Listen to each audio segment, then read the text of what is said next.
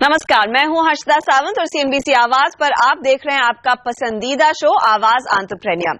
आज हमारे साथ देखिए टेक स्टार्टअप्स को ग्लोबल लेवल पर कैसे स्केल किया जाए। और हां, अगर टेक्नोलॉजी बिजनेसेस आपका पैशन है तो आज का कार्यक्रम आपके लिए ही बना है। टेक जायंट आईबीएम भारतीय स्टार्टअप्स पर फोकस बढ़ा रहा है। आईबीएम के smart camp, deep technology challenge और ग्लोबल एंटरप्रेन्योर प्रोग्राम इनिशिएटिव्स के जरिए टेक्नोलॉजी एंटरप्रेन्योर्स को बढ़ावा दिया जा रहा है भारत में। आईबीएम की मदद से आप कैसे अपने बिजनेस की रफ्तार बढ़ा सकते हैं, इसी पर बात करने के लिए हमारे साथ है आईबीएम के vice president strategy and growth initiatives Asia Pacific के निपुण मेहरोत्रा। निपुण, स्वागत है आपका सीएनबीसी आवाज पर। कई सालों से हमने देखा है आईबीएम अग्रसर रही है टेक्नोलॉजी के मामले में और दूसरी कंपनियों की तरह इनोवेशन और नई टेक्नोलॉजी को आप लोगों ने काफी प्राथमिकता दी है, इंपॉर्टेंस दी है। ऐसे में जो यंग टर्क्स हैं, जो नए एंटरप्रेन्योर्स हैं, उनके साथ आप किस तरह का काम कर रहे हैं, इस पर अगर आप कुछ और रोशनी डाल सकें। ओके, सो हम लोग जैसे आईबीएम को क्लाउड एंड कॉग्निटिव कंपनी में ट्रांसफॉर्म कर रहे हैं कि उसको करने के लिए हम लोग इकोसिस्टम के साथ में पार्टनरशिप्स करना चाहते हैं और हम लोग ये चाहते हैं कि हम लोग इकोसिस्टम के लिए एसेंशियल हो जाएं, राइट।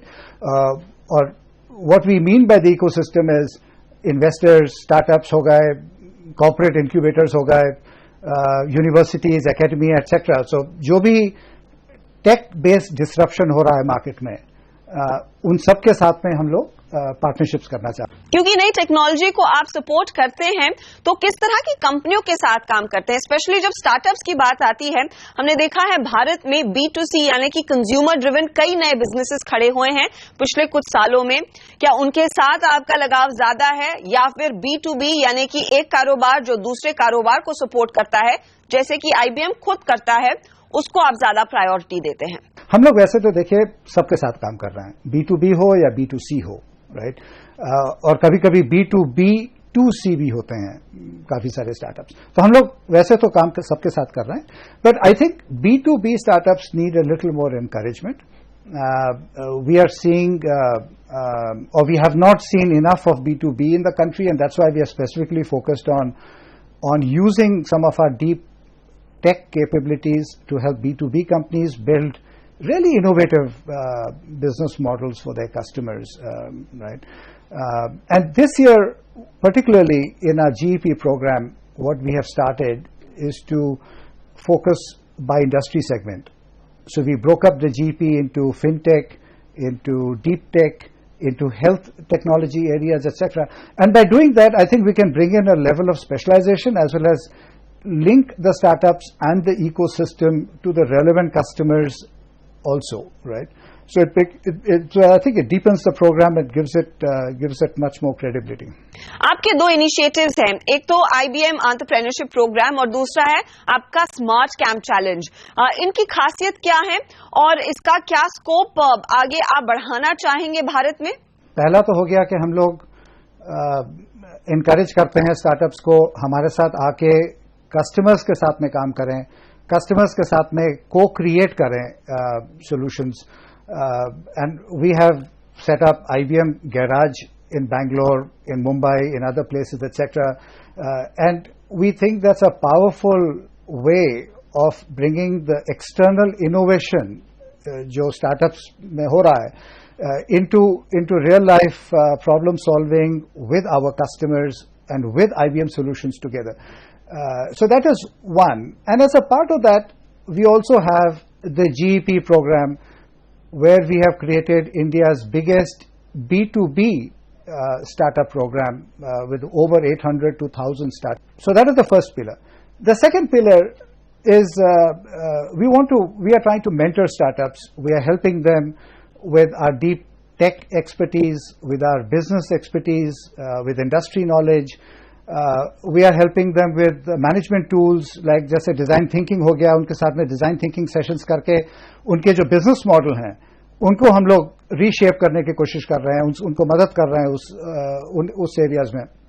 तो ये तो सेकेंड एरिया हो गया जिसमें हम लोग मेंटर कर रहे हैं स्टार्टअप्स को और इकोसिस्टम को।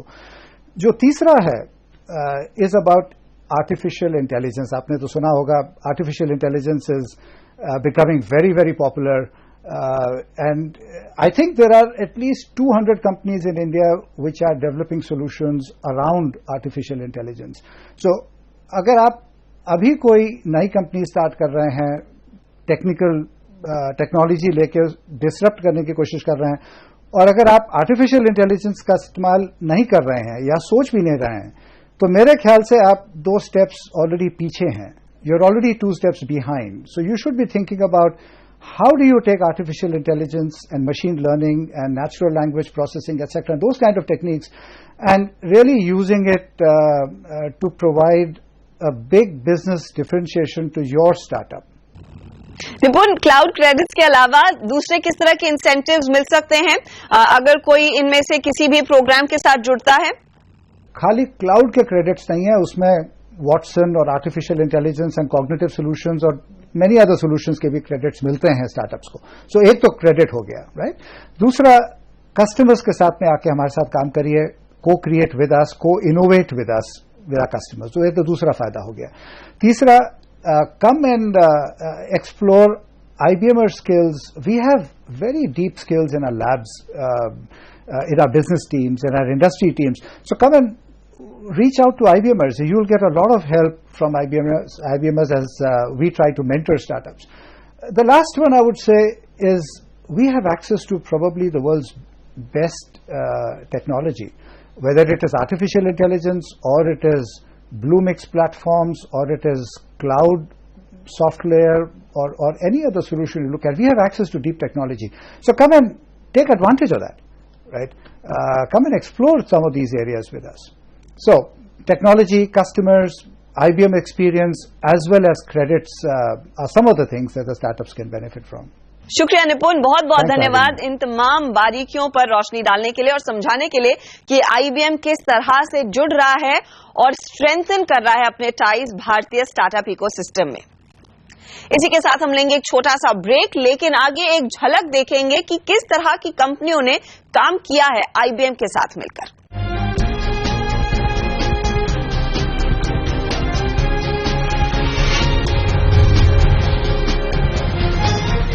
आप देख रहे हैं आवाज एंटरप्रेन्योर सीएनबीसी आवाज पर. कंप्यूटर्स जो इंसान की तरह सोच समझकर काम करें और वक्त के साथ सीखते रहे, अपने आप को इम्प्रोवाइज करते रहे, इस टेक्नोलॉजी को आर्टिफिशियल इंटेलिजेंस सिंपल टर्म्स में कहा जा सकता है. और हमारे लिए गर्व की बात यह है कि इस क्षेत्र में कई भारतीय एंटरप्रेन्योर्स काम कर रहे हैं. तो मिलते हैं आईबीएम के smart camp deep tech challenge का हिस्सा रह चुके स्टार्टअप से जो ग्लोबल मार्केट में अपनी छाप छोड़ रहे हैं. और अगर जैसे मुझे कोई घर देखना हो तो मैं इसे सिलेक्ट करके अगर मैं अपना सिर बाएं या दाएं करूं. कुछ इस तरह काम करती है आर्टिफिशियल इंटेलिजेंस टेक्नोलॉजी. सीए और सीएफए जैसी एकेडमिक बैकग्राउंड वाले अभिनव अग्रवाल और इनके भाई राघव अग्रवाल दोनों को बचपन से ही टेक्नोलॉजी में काफी रुचि रही है. 2008 में इन दोनों की पैशन ने आकार लिया फ्लूइड एआई के जरिए. ये एक ऐसा वेंचर है जो आर्टिफिशियल इंटेलिजेंस तकनीक से ऑटोमेटेड सॉल्यूशंस ऑफर करता है. कंपनी के 2 मुख्य प्रोडक्ट्स है. पहला, बिजनेस ऑपरेशंस को आसान बनाने के लिए डेटा के आधार पर डिसीजन लेने वाला सिस्टम इन्होंने बनाया है. साथ ही वर्चुअल कस्टमर असिस्टेंट सॉफ्टवेयर है जो टच और ऑडियो से यूजर की इंस्ट्रक्शन पर काम करता है. आप कभी भी कोई स्टोर जाएं या बैंक ब्रांच में जाएं तो एक स्क्रीन होगा जो आपको डिटेक्ट करेगा और आपसे बातें शुरू करने लग जाएगा. और जो भी स्टोर मैनेजर या स्टोर सेल्समैन करता है वो पूरा ये कर लेगा. तो आपसे बातें, आपको प्रोडक्ट के बारे में समझाना, आपका बैंक अकाउंट खोलना और वगैरह वगैरह सारी चीजें आपके साथ कर लेगा.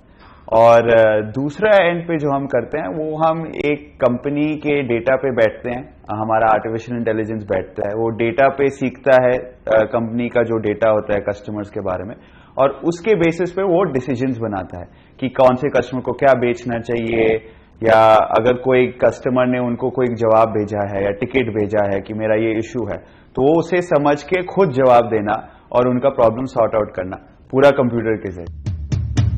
कंपनी का वर्चुअल असिस्टेंस प्रोडक्ट भारत की बैंकिंग सिस्टम पर अपनी धौंस जमा चुका है.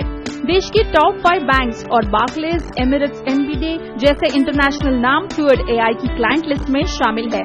बैंकिंग के अलावा ऑटो, ई कॉमर्स, टेलीकॉम जैसे सेक्टर्स में भी फ्लूइड AI क्लाइंटेल बना चुका है।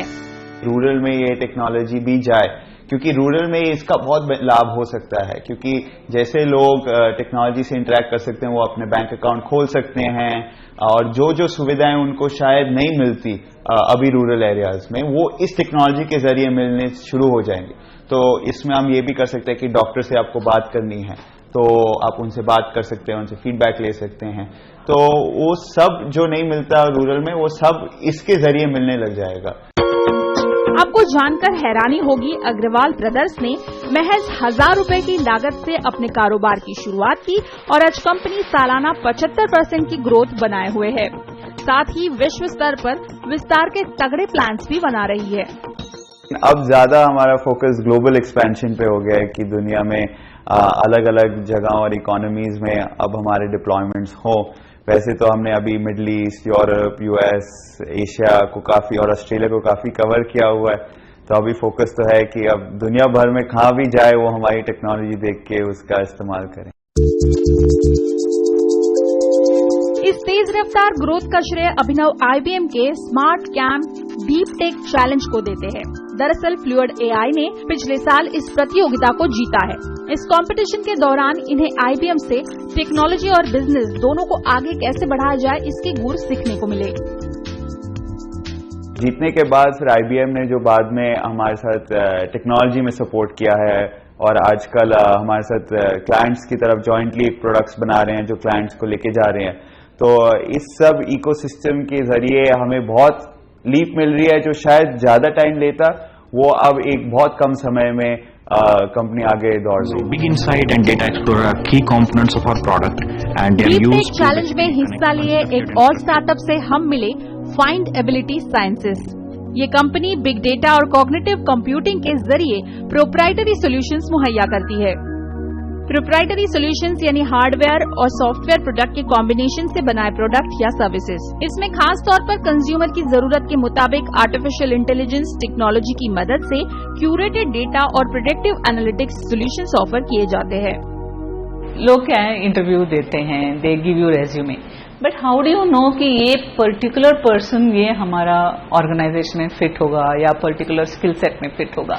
How do you analyze it? How do you get that intelligence? So what we do is we analyze personality insights. So we get lot of data, how that person speaks, what that person says, what they use, what type of words they use, how they express themselves. There are a lot of these kind of analytics we do, and then we say, okay, this person is more suitable for this job, or this person is more suitable for this. Besides that, वो already existing job में रहेगा, then उनको क्या training लगे? In the sense that they're already working on something. How do you make them more efficient? तो उनका जो nature, उनका जो personality है, वो अगर if you manage to drill down and understand that, then you can say this is a personality. So we say people analytics. How do I get my information at a right time at a right cost so that I can findability sciences की शुरुआत 2009 में आनंद माहुड़कर ने की है। Company ने अब तक health care, insurance, banking, finance, telecom, agriculture जैसे अलग अलग सेक्टर्स के लिए प्रोडक्ट्स बनाए हैं। भारत की अर्थव्यवस्था की गाड़ी का अहम पहिया एग्रीकल्चर सेक्टर, इस पर भारत की 58% आबादी कमाई के लिए निर्भर है। भारतीय किसान टेक्नोलॉजी की मदद से आगे बढ़ सकता है, लेकिन जागरूकता की कमी की तेज मार ये अब तक झेल रहा है। आर्टिफिशियल इंटेलिजेंस पर आधारित प्रोडक्ट्स और सर्विसेज के जरिए कंपनी किसान को सक्षम बनाने के लिए काफी उत्साहित है। Let's say the farmers को ये अगर टाइम में अगर बारिश आने वाला है या नहीं आने वाला, nobody can predict 100%, बट फिर भी एक अंदाजा बोल सकते हैं कि ये साल जून जुलाई में ऐसे बारिश होगी, बट साइंटिफिक नॉलेज उनके हाथ में नहीं पहुंचता है। So now if you can imagine, ये सारा इंटेलिजेंस होगा and you can yourself imagine, right, कि ये इंफॉर्मेशन अगर उनके हाथ में होगा तो they can be better prepare, they can understand कि आजा if today the leaf is saying turning yellow, but they know कि इसके आगे ये प्रॉब्लम ही आने वाला है, so by the time I need to put this kind of insecticide, I need to treat it that way so that my crop will not go totally waste. You can imagine the amount of things that can go into this market and there is just unbelievable possibilities in this market. अपनी इस कोशिश में ग्रामीण भारत में पहुंच बनाना सबसे बड़ा challenge है, जिसे कंपनी IBM जैसे बड़े ऑर्गेनाइजेशन और सरकारी मदद से पूरा करने की उम्मीद लगाए हुए है। If we go and large organizations like suppose we are taking IBM product. IBM is taking us. It's a ecosystem, right? And the government. We all three work together. Young organizations work together and go. I feel there is immense possibility. They can really take it and go. Technology startups को सही दिशा दिखाने का काम IBM कर रहा है। Analytics, cloud, cognitive, IoT, mobile, security जैसे कई एरियाज में दमदार आइडिया लेकर कदम रखने वाले यंग एंटरप्रेन्योर्स के लिए स्केलेबल बिजनेसेस के रास्ते IBM के जरिए खुल रहे हैं। यहाँ लेंगे एक छोटा सा ब्रेक, लेकिन कार्यक्रम में आगे हम आपको बताएंगे कैसी एक छोटी सी वॉलंटियर ग्रुप बनी है एक successful social venture.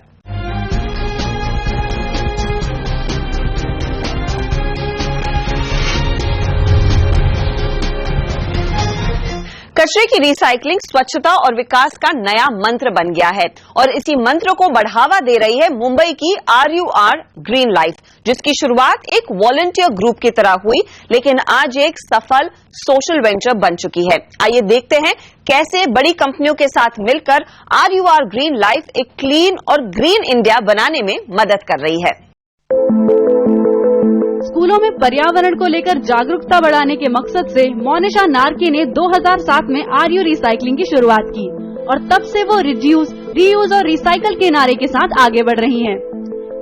RU recycling, bio composting, green products और वेस्ट रिसाइकलिंग जैसे एनवायरमेंट फ्रेंडली तरीकों को स्कूल, सोसाइटी और संस्थाओं तक पहुंचाते हैं।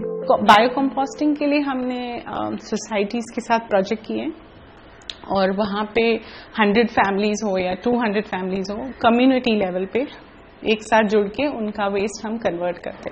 तो हम we develop, train, educate and put a whole system together for turnkey decentralised waste management. Recycling के इस मिशन को पूरा करने के लिए RU रिसाइकलिंग ने टेट्रा पैक के साथ मिलकर कार्टन्स ले आओ, क्लासरूम बनाओ की मुहिम शुरू की है। इस मुहिम में 8 लाख कार्टन को रिसाइकल कर उन्हें 200 स्कूल डेस्क में बदला जाएगा।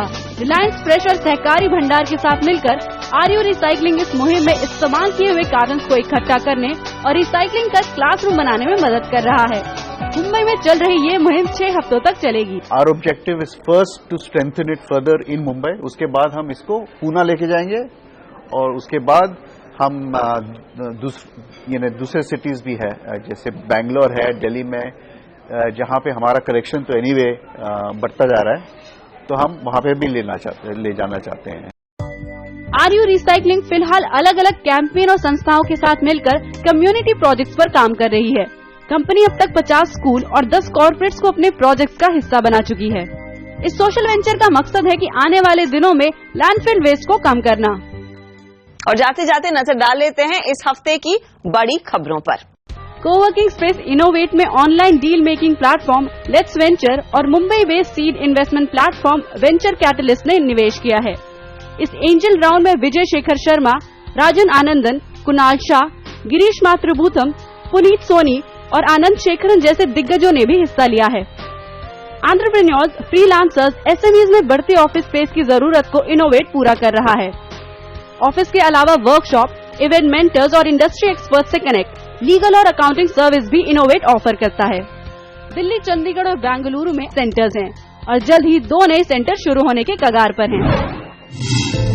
बेंगलुरु के लेंडिंग स्टार्टअप जेस्ट मनी ने 6.5 मिलियन यानी करीब 43.5 करोड़ की series A funding online payment firm PayU से जुटाई है। कंपनी के पुराने निवेशक रिबिट कैपिटल, ओमीडियर नेटवर्क और कुछ एंजल इन्वेस्टर्स ने भी इस राउंड में हिस्सा लिया है। कंपनी ग्राहकों को झटपट ऑनलाइन बैंक लोन दिलाती है। इसी के साथ आवाज एंटरप्रेन्योर में फिलहाल मुझे दीजिए इजाजत, लेकिन अगले हफ्ते हम फिर मुलाकात करेंगे आपसे कुछ और नए आइडियाज, कुछ और ग्रेट स्टोरीज लेकर। आप हमसे तब तक संपर्क में रह सकते हैं फेसबुक के जरिए, ट्विटर के जरिए। नमस्कार एंड टेक केयर।